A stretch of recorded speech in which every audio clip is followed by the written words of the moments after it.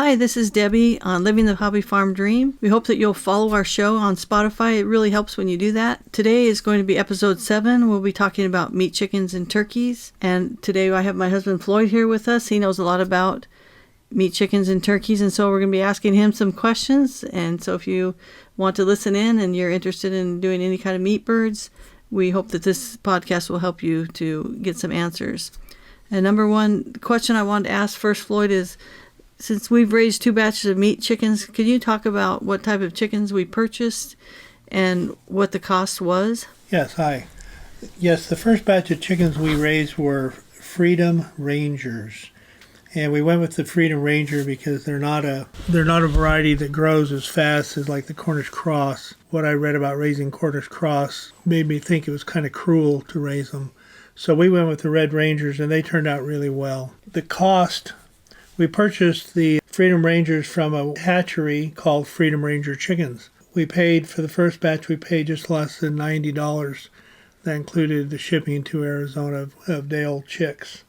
We got 25 of them, and that was just right for us. Then 2 years later, this last fall, we ordered another 25 chickens from the same hatchery, Freedom Ranger hatchery, but we ordered what they call the Red Jackie chickens, which is a little bit different than the Freedom Ranger chickens.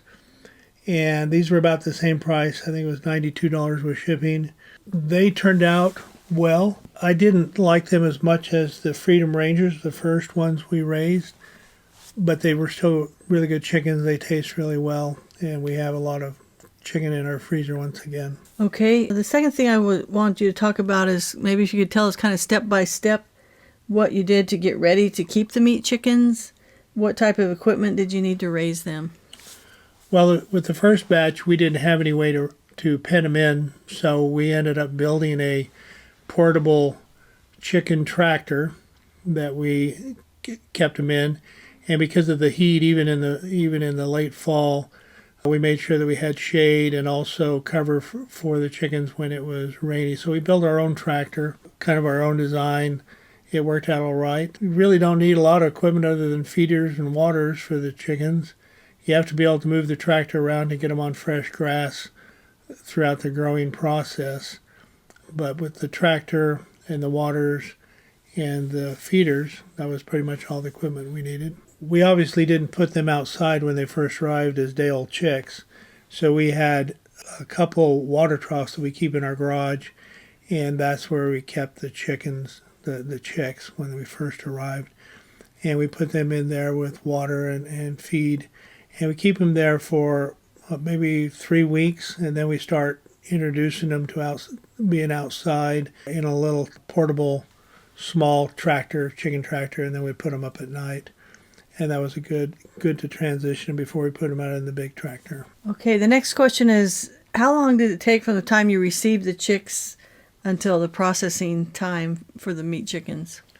The first meat chickens, the Freedom Rangers, we kept 11 weeks before we harvested them. The second ones, the Jackies, we kept for 12 weeks before we'd harvested them. Both were well-sized chickens. The average, both times, were a little over 6 pounds, and that was without keeping any giblets the second time. So they were a little larger the second time. How much approximately would you say it took to feed the chickens for that amount of time? Well, I kept the cost, the expenses for feed on the second batch better than I did the first batch. On the second batch, we spent $420 on feed from the time they were chicks to the time they were harvested.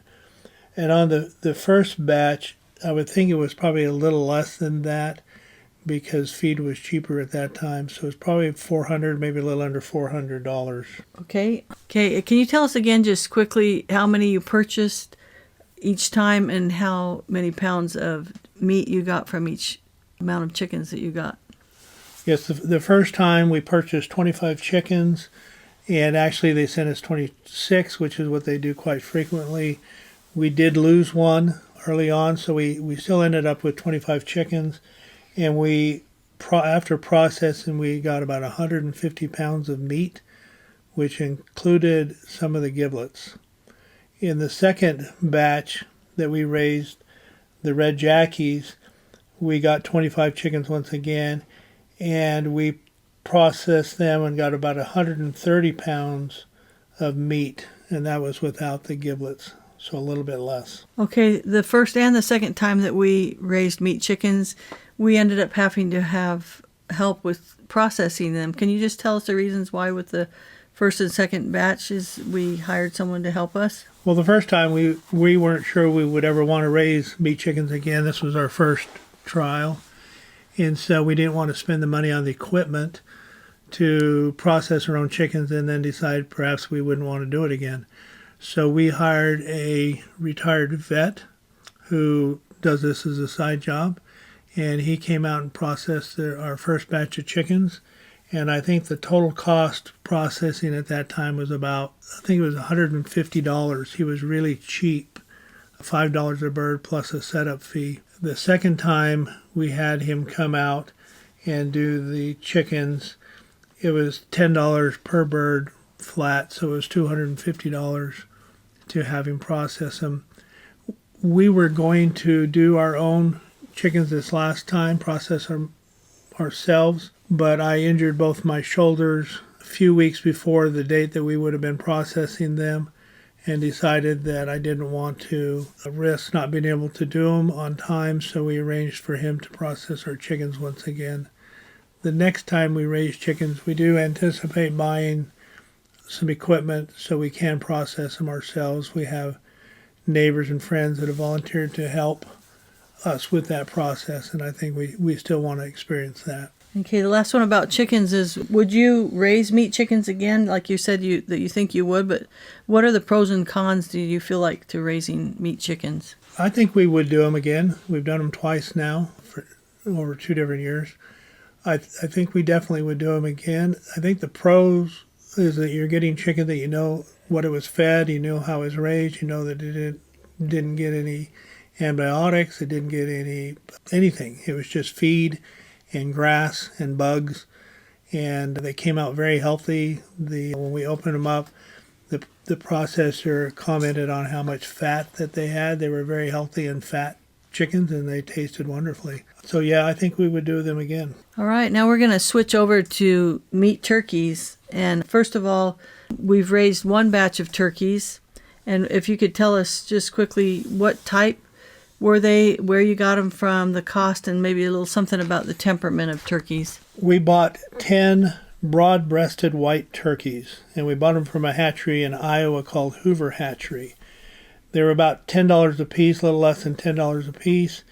The broad-breasted white turkeys are known to have a very calm temperament. We had mostly hens. I think we had one tom out of the batch of 10, and they were very pleasant to be around. They were very friendly when you went into their cage. They ate a lot of feed compared to the chickens, and they grew very, very rapidly. They were very big birds in a very short time. I believe we kept them for 16 weeks before we processed them. Again, we used the same retired vet to process our turkeys that we'd used to process our chickens. He did a wonderful job. I think if I did turkeys again, I would not process them myself. I would have somebody process them because they looked like a lot of work to do.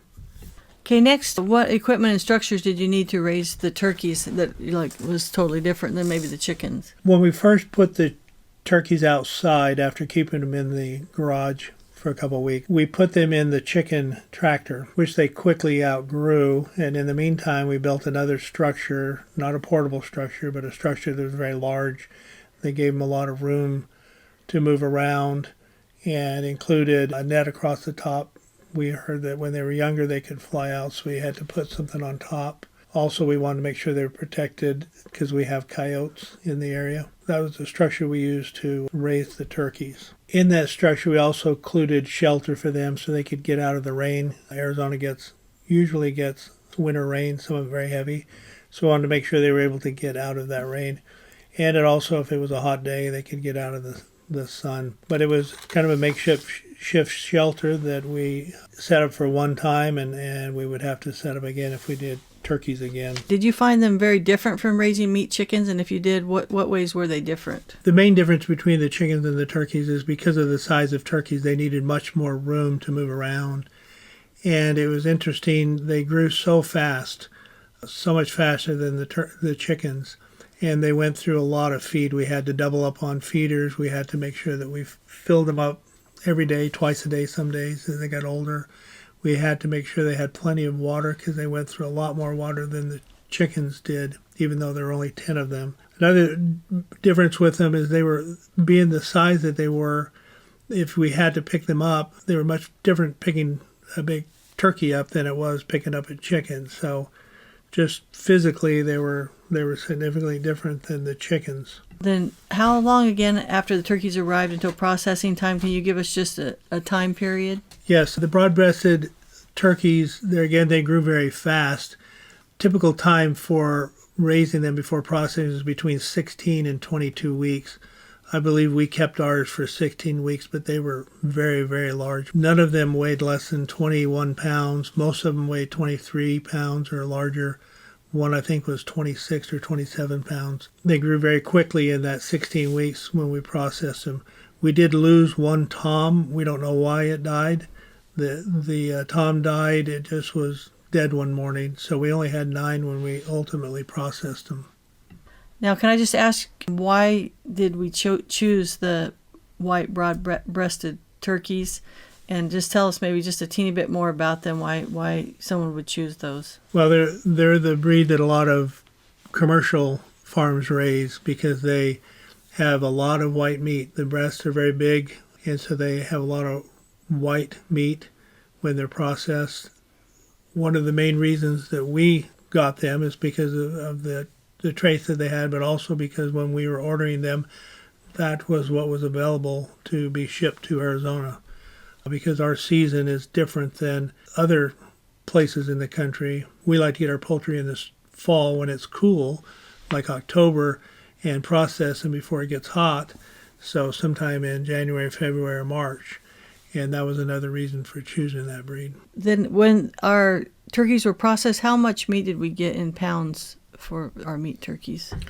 Like I said earlier, they averaged probably 22 pounds a piece, somewhere around maybe 22, 23 pounds. And we only had 9 that we processed, so I think we got about 200 pounds of meat, or very close to it. And I mean, it filled the freezer. They were very big birds. And because there was so much meat, there was no way that we could eat all that turkey within a year. And so we did sell a few of them to some people we knew, and we gave a few away to family and close friends. So we ended up with 4 that we kept, I believe, for ourselves. So just really quickly, would you give a few of the pros and cons that you feel like from us raising turkeys? Well, the good thing about the turkeys is that they grew fast and you ended up with a lot of meat and in a very short period of time. They were very good tasting when we cooked them. Some of the people that we sold them to or gave them to told us how they thought they were great tasting turkeys. The con of raising turkeys, I think, is just the size. You need a lot bigger enclosure. That's probably the biggest thing. They're just very big, and they take up a lot of room. And the last question for you, do you think you'd raise turkeys again if you could? And if so, would you raise the same kind or try a different breed? We might raise turkeys again. Might be a year or two before we try it. But I think we'll go ahead and try it again. They were interesting. They were kind of fun. I think we'd try a different breed. This time we would hold off and make sure we ordered soon enough to get the heritage breed. We like dark meat more than we like white meat, and the heritage breeds, I think, have more dark meat. And so I think we would try just a different breed and see how we like that. Okay, thank you, Floyd. I hope that you've learned a lot about meat chickens and meat turkeys. And we appreciate you listening. And if you'd please follow our show on Spotify, it really, really helps. Our podcasts are also on our YouTube channel, so we hope you'll tune into one of those and follow, and that would be a great help to us. And our next episode will be coming up. Will be on self-sufficiency skill that we learned during COVID, and that is our sourdough journey. So we hope that you'll tune in for the next episode in about 2 weeks. Thank you.